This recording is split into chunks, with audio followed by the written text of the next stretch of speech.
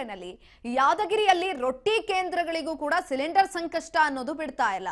ನಗರದಲ್ಲಿ ಇರುವಂತಹ 100ಕ್ಕೂ ಹೆಚ್ಚು ರೊಟ್ಟಿ ಕೇಂದ್ರಗಳು ಪರದಾಟವನ್ನ ನಡೆಸ್ತಾ ಇದ್ದಾವೆ. ಯಾದಗಿರಿಯಲ್ಲಿ ರೊಟ್ಟಿ ಕೇಂದ್ರಗಳಿಗೂ ತಟ್ಟಿದ ಸಿಲಿಂಡರ್ ಸಂಕಷ್ಟ. ನಗರದಲ್ಲಿರುವಂತಹ 100ಕ್ಕೂ ಹೆಚ್ಚು ರೊಟ್ಟಿ ಕೇಂದ್ರಗಳು. ಜೋಳದ ರೊಟ್ಟಿ 1 ರೂಪಾಯಿಯನ್ನ ಹೆಚ್ಚಳ ಮಾಡಿದೆ ರೊಟ್ಟಿ ಕೇಂದ್ರಗಳು. ಪ್ರತಿ ಜೋಳದ ರೊಟ್ಟಿ 7 ರೂಪಾಯಿ ಬದಲು 8 ರೂಪಾಯಿ ಹೆಚ್ಚಳವನ್ನ ಮಾಡಿರುವಂಥದ್ದು. ಸಿಲಿಂಡರ್ ಸಮಸ್ಯೆಯಿಂದ ರೊಟ್ಟಿ ದರ 1 ರೂಪಾಯಿಗೆ ಏರಿಕೆಯನ್ನ ಕಾಣ್ತಾ ಇದೆ. ಗ್ರಾಮೀಣ ಭಾಗದಿಂದ ಸೌದೆ ಒಲೆ ಮೇಲೆ ರೊಟ್ಟಿಯನ್ನ ಖರೀದಿ ಮಾಡ್ತಾ ಇದ್ದಾರೆ. ಒಂದ್ ಕಡೆನಲ್ಲಿ ಸೌದೆ ಒಲೆ ಮೇಲೆ ರೊಟ್ಟಿಗಳನ್ನ ಮಾಡಲಾಗ್ತಾ ಇದೆ. ರೊಟ್ಟಿ ಖರೀದಿ ಮಾಡಿ ಮಾರಾಟವನ್ನ ಮಾಡ್ತಾ ಇದ್ದಾರೆ ಮಹಿಳೆಯರು. ಇನ್ನು ಹೆಚ್ಚಿನ ಹಣವನ್ನ ನೀಡಿ ವಾಣಿಜ್ಯ ಸಿಲಿಂಡರ್ ಅನ್ನ ಖರೀದಿ ಮಾಡಲಾಗ್ತಾ ಇದೆ. ದರ ಏರಿಕೆಯಿಂದ ವ್ಯಾಪಾರ ಕಡಿಮೆ ಆಗ್ತಾ ಇದೆ ಅಂತ ಮಹಿಳೆಯರು ಈ ಸಂದರ್ಭದಲ್ಲಿ ತಮ್ಮ ಅಳಲನ್ನ ಕೂಡ ತೋಡ್ಕೊಳ್ತಾ ಇದ್ದಾರೆ. ಮತ್ತೆ ಹೆಂಗ್ ಬದುಕಬೇಕು, ಯಾವಾಗ ಚಾಲು ಆಗ್ತದೆ, ಯಾವಾಗಲ ಅದ್ರ ಟೆನ್ಷನ್ ಆಗಿ ನಾವು ಕುಂತೀವ್ರಿ. ಮತ್ತೆ ಯಾವಾಗ ಆಗ್ಬೇಕು, ಅದು ಕಡ್ಗಿ ಮೇಲೆ ಮನ್ಯಾಗ ಮಾಡ್ಕೇಸಿ ತರ್ತೀವ್ರಿ ಹೊಟ್ಟಿ ತಿಪ್ಪಲಿಗೆ ಹೆಂಗ್ ಮಾಡ್ಬೇಕು, ಅದು ಅದೇ ಟೆನ್ಷನ್ ಆಗಿ ಸಾಲ ಸಪ್ಟಿ ತಗೊಂಡ್ ಕೇಸಿ ಮಾಡ್ಕೇಸಿ ಇದ್ರ ಮ್ಯಾಗೆ ಕುಂತೀವ್ರಿ. ಮತ್ತೆ ಹೆಂಗ್ ಮಾಡ್ಬೇಕು ಅದು ಅಂತ ಟೆನ್ಷನ್ ಆಗಿ ಅಷ್ಟೇ ಕುಂತೀವ್ರಿ. ನಾವು ಕಡ್ಗಿ ಮೇಲೆ ಮಾಡಿ ತರಲತ್ತೀವ್ರಿ ಮನೆಗಳಿಂದ. ಇಲ್ಲಿ ಒಂದೇ ಗ್ಯಾಸ್ ತದ್ದು ಸಿಕ್ಕಾದ್ರಿ ಅದ್ರ ಮ್ಯಾಗೆ ಒಂದು ರೂಪಾಯಿ ಹೆಚ್ಚಿಗೆ ಮಾಡಿದ್ರೆ ಬರಲಾಗ್ಯಾರಿ. ಹೆಂಗ್ ಮಾಡಿರಿ ಅಂತ ಕೇಸಿ ಒಂದೇ ಮಾಡ್ಬೇಕಾಗ್ತದೆ. ಕಡ್ಗಿ ಮೇಲೆ ಸ್ವಲ್ಪ ಮಾಡ್ಕೋತೀವ್ರಿ. ಇಲ್ಲಿ ಬಿಸಿ ರೊಟ್ಟಿ ಅವು ಹಾಕಲಾಕ ಕಡ್ಗಿ ಮೇಲೆ ಮನೆಯಲ್ಲಿಂದ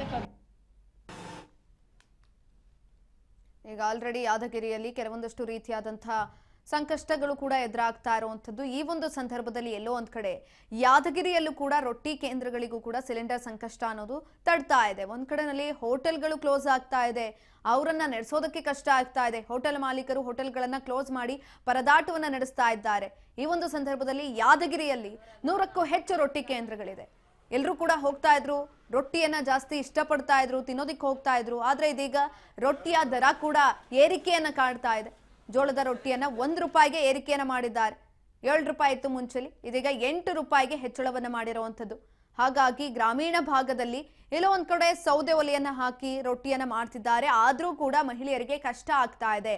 ಒಲೆ ಮೇಲೆ ರೊಟ್ಟಿಯನ್ನ ಮಾಡೋದಿಕ್ಕಾಗಲ್ಲ, ಮಾರುವಷ್ಟು ರೊಟ್ಟಿಯನ್ನ ಮಾಡೋದಿಕ್ಕಾಗಲ್ಲ. ಇನ್ನು ರೊಟ್ಟಿ ಖರೀದಿ ಮಾಡೋದಕ್ಕೆ ಜನ ಕೂಡ ಬರ್ತಾ ಇಲ್ಲ, ಕಡಿಮೆ ಆಗ್ತಾ ಇದ್ದಾರೆ. ಹಾಗಾಗಿ ದರವನ್ನು ಕೂಡ ಏರಿಕೆ ಮಾಡಲಾಗಿದೆ. ಇನ್ನೊಂದ್ ಕಡೆನಲ್ಲಿ ವಾಣಿಜ್ಯ ಬಳಕೆಯ ಸಿಲಿಂಡರ್ಗಳು ಕೂಡ ಸಿಗ್ತಾ ಇಲ್ಲ, ಅದರಲ್ಲೂ ಕೂಡ ಅಭಾವ ಉಂಟಾಗಿದೆ. ಆದ್ರೂ ಕೂಡ ಮಹಿಳೆಯರು ಆಗೋ ಈಗೋ ಮಾಡಿ ವಾಣಿಜ್ಯ ಬಳಕೆಯ ಸಿಲಿಂಡರ್ಗಳನ್ನ ಪಡೆದುಕೊಂಡು ರೊಟ್ಟಿಯನ್ನ ಮಾಡ್ತಾ ಇರುವಂಥದ್ದು.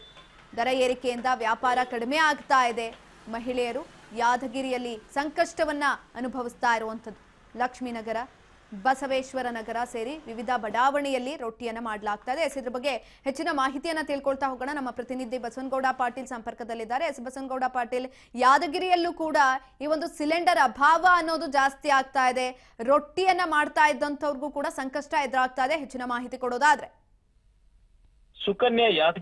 ಸುಕನ್ಯಾ ಏನು ದೇಶದಲ್ಲಿ ವಾಣಿಜ್ಯ ಬಳಕೆ ಸಿಲಿಂಡರ್ಗಳು ಟ್ರಬಲ್ ಆಗಿದೆ, ಅಂದ್ರೆ ರೊಟ್ಟಿ ಕೇಂದ್ರಕ್ಕೂ ತಟ್ಟಿದೆ ಸಿಲಿಂಡರ್ ಬಿಸಿ ಅಂತಾನೆ ಹೇಳ್ಬೋದು. ಸಾಕಷ್ಟು ಸಂಕಷ್ಟದಲ್ಲಿ ಆ ರೊಟ್ಟಿ ಕೇಂದ್ರಗಳು ನಡೆಸಲಾಗ್ತಾ ಇದೆ.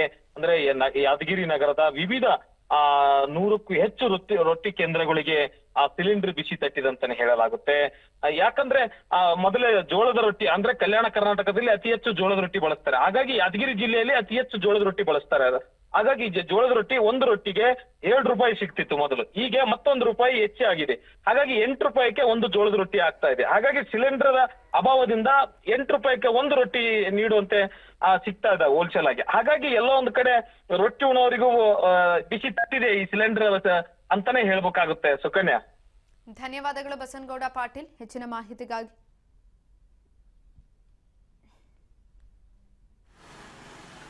ಸಿಲಿಂಡರ್ ಸಮಸ್ಯೆಯಿಂದ ಎಲ್ಲಾ ಕಡೆನೂ ಕೂಡ ಒಂದು ರೀತಿಯಾದಂತಹ ಕಷ್ಟಗಳು ಎದುರಾಗ್ತಾ ಇದೆ.